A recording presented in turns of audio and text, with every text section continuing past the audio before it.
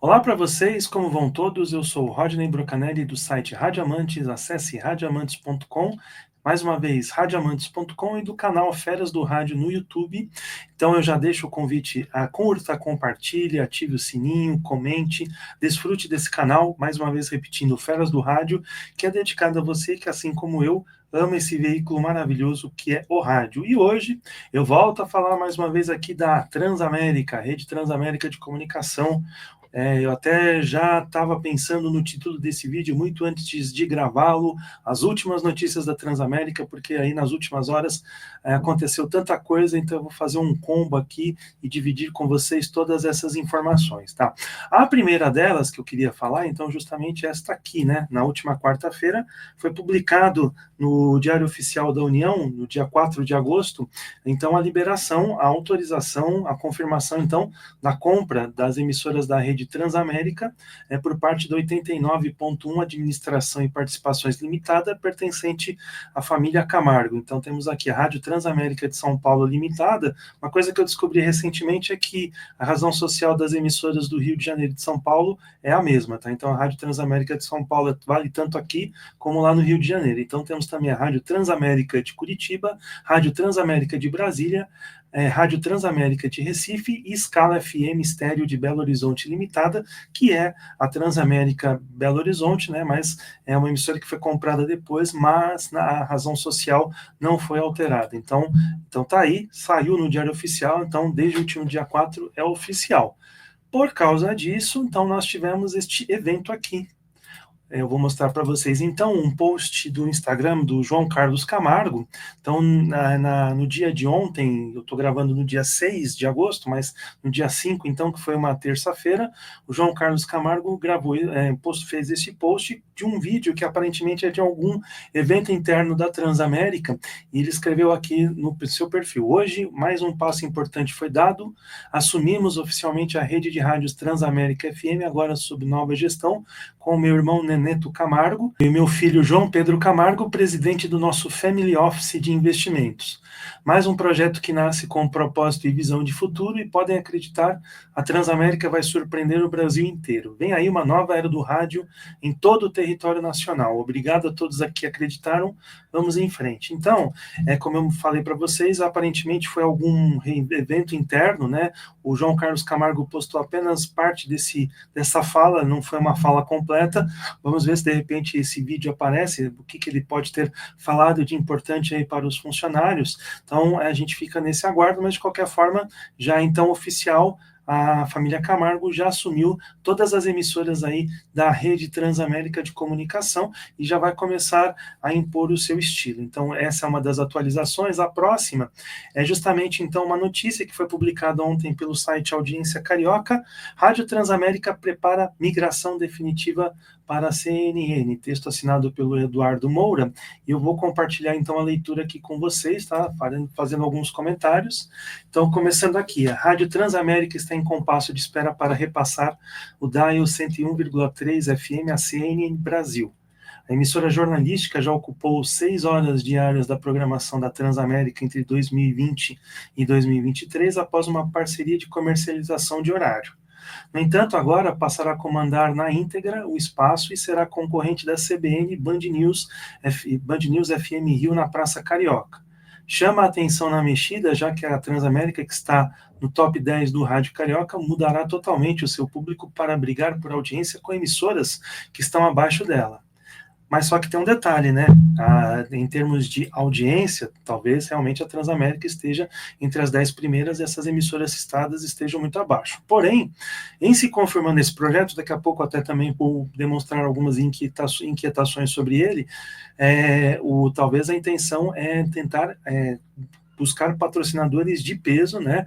Buscar investidores de peso, patrocinadores, melhor dizendo, de peso, para esse tipo de projeto. Talvez a intenção não é tanto a audiência, mas sim anunciante. Vamos seguir aqui em frente. Ainda sobre a mudança, a parte logística e de pessoal já está sendo trabalhada para que isso aconteça. Recentemente, a CNN Brasil anunciou que voltará a ter uma filial no Rio de Janeiro após desfazer a sua sede no centro da capital fluminense há 2 anos. E na semana passada, o portal Na Telinha já havia trazido primeiramente que a Transamérica e a CNN vão dividir o mesmo local. E complementando aqui, a previsão é que as mudanças ocorram nas próximas semanas e os 101,3 sejam entregues à CNN Brasil. Na última terça, então, ele postou a seguinte mensagem nas redes sociais, né, que eu já compartilhei aqui com vocês, e aqui o último trecho aqui do texto do Audiência Carioca diz aqui: procurada, a assessoria da Transamérica informou, abre aspas, começaram novamente as especulações, mas não temos informações, disse em resumo a emissora. Então, a inquietação, melhor dizendo, que eu queria compartilhar aqui com vocês é a seguinte: eu acho que até, não sei, eu respeito a informação, o Eduardo Moura tentou buscar maiores informações, então ele fez o jornalismo que era correto. Agora, sim, o que eu acho estranho, eu acho que eu posso demonstrar isso aqui nesse vídeo, é que, de repente, não faz muito sentido um grande player aí de notícias comprar apenas uma emissora de rádio. Ter espaço em apenas uma emissora de rádio. Não significa uma compra. Daqui a pouquinho eu explico por que estão se falando muito de CNN e Transamérica juntas. Mas eu acho que, de repente, não tem muito sentido. Se eu sou a CNN, eu então gostaria de colocar minha programação nas principais emissoras da Transamérica, em todas as emissoras da Transamérica que estão presentes nas principais capitais do país. São Paulo, Brasília, Belo Horizonte, Recife e Curitiba. Então, é por isso que eu acho que essa notícia aí, vamos esperar para ver, mas particularmente se a CNN fizer isso, não sei se vai ser não vai ser uma tacada certa do ponto de vista empresarial. E por que está se falando muito dessa questão da CNN com a Transamérica? Porque o João Carlos Camargo, além de ter essa atuação em rádios, ele também é um dos gestores da CNN Brasil. Talvez por isso que para ele seja mais fácil, então, fazer essa mudança logística no Rio de Janeiro, então, colocando a estrutura da CNN e da Transamérica, a emissora que ele comprou, em um mesmo lugar.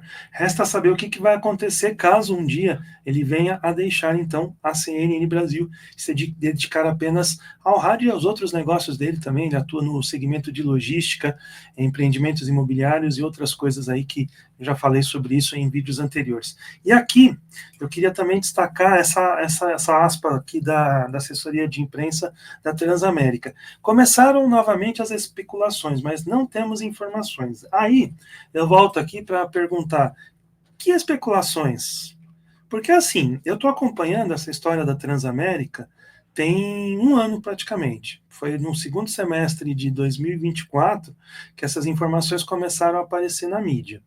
Eu fiquei sabendo, o Flávio Rico deu 2 notas a esse respeito, não sei se ele já estava no portal Léo Dias, mas acho que ainda foi no R7.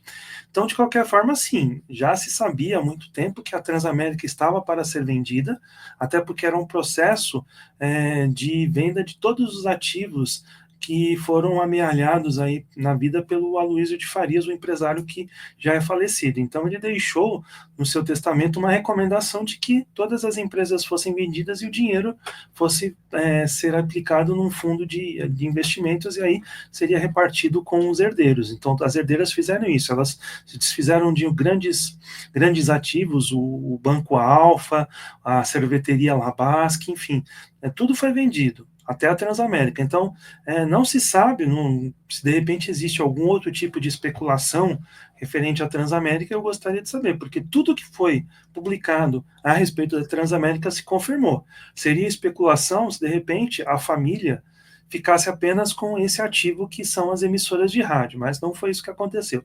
Eles acabaram sendo vendidos e hoje as emissoras estão aí sob nova administração. Tá? Então, é isso que eu gostaria de saber. Então, vamos dar sequência aqui, então. Eu queria falar agora deste camarada aqui sorridente, Bruno Cantarelli. Bruno Cantarelli, que era narrador da Transamérica até o começo dessa semana. Então, vou divulgar aqui uma nota publicada pelo blog do Anselmo Góes em O Globo. Então, narrador Bruno Cantarelli do Charla Podcast deixa o rádio para focar no YouTube. Então, tá aqui, né?